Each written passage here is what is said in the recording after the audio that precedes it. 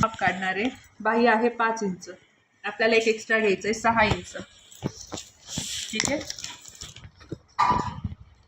उंची 5 अधिक 1 बरोबर 10 इंच. त्याच्यानंतर आपल्याला 11चा दंडक काढायचा आहे. 11चा अर्ध येतं 5.5,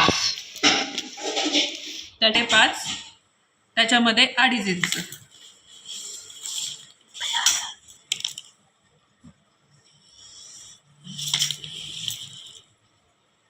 5.5 इंच, 2.5 इंच.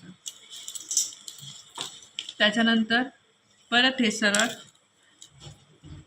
2.5 इंच आणि मध्ये 2 इंच. 2.5 inch, 2 inch. त्याच्यानंतर ही लाईन आपल्याला स्ट्रेट करून घ्यायची आहे ॲज इट इज 2.5च्या खाली, आणि त्याला अर्धा इंच मध्ये घ्यायचं आहे. अर्धा, आणि इथून 1 इंच घेऊन शेप द्यायचा आहे.